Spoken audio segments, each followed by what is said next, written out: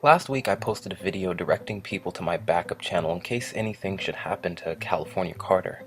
Some of the video's content inspired an inquisitive follow-up from one of my listeners. Now, I'm not sure if he's okay with me sharing his name, so instead I'll share some of what he said. It would be interesting to know your perspective on the current censoring of free speech by government and corporations in context of your spiritual perspective. Okay, so for those who may not know, YouTube is in the middle of cleaning house, so to speak. By adjusting algorithms and reviewing content against frequently updated criteria, they have effectively buried some users in search results while putting others at risk of termination. It may not seem like a matter of importance at first, but when you start to realize similar occurrences quietly happening on other outlets in a synchronized manner, it starts to look concerted. Obfuscating views on YouTube and other social media are just a small representation of what's unfolding on a wider scale.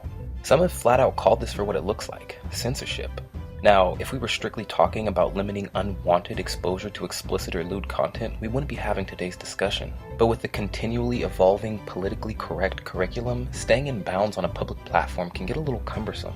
By broadening what qualifies as racist, radical, or extremist content, it becomes harder to externalize certain subjects. Basically, in many ways, free speech is being compromised. It's nothing new, but it's escalating.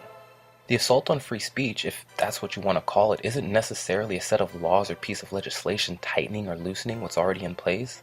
It's more like an effort to discourage constructive dialogue, especially among peers. Censorship is more than what can or can't be said on the internet. It's about what can or can't be said around friends and family. How is this achieved? Well, the mainstream media remains an overwhelmingly effective tool at dispensing propaganda that sensationalizes or demonizes a topic, position, person, or people group. The unfortunate truth is, the surface-level arguments and artificial talking points that permeate airwaves are about as far as most people go when it comes to informing themselves.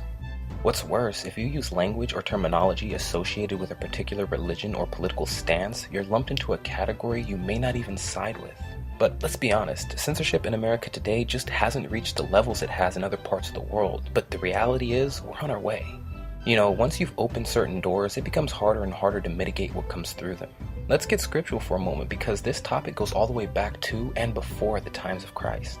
For instance, scripture records that some who were in opposition of Christ went as far as hunting down and killing his followers. They were trying to censor him and what he taught.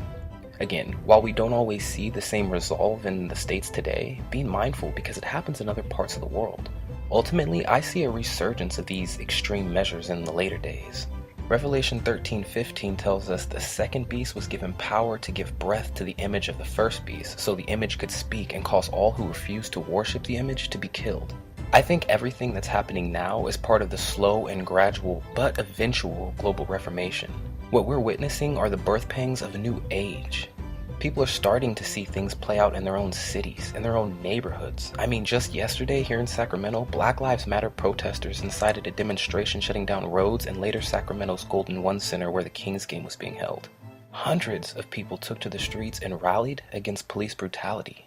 I can't help but think there may be a conscious effort to drive a wedge between communities and local law enforcement. This isn't strictly a black versus white issue. This is an us versus them issue. I mean, this comes on the heels of the conclusion of the Texas bombing saga, on the heels of the Florida incident. I get it, emotions and tensions are high in the US, but the rest of the world is also experiencing its own turbulence. Sure, you might say things like this have always been occurring, but I think it's safe to say major incidents are happening closer and closer together with increased frequency. Our current trajectory has us on a path that guarantees more upset. Frankly, that's just how things seem to be set up. What really compounds the issue is what I was talking about in the beginning, the strategic suppression of information in opposition to an established narrative. In other words, censorship. I'll say it again, not simply censorship of obscenities or vulgarities, but censorship of information. When that starts to happen, you can bet there's an endgame coming soon. I'm not going to hazard a guess as to what that may be, but I don't think it's too difficult to extrapolate. Remember, be wise out there if you're going to be effective. Take care of yourself.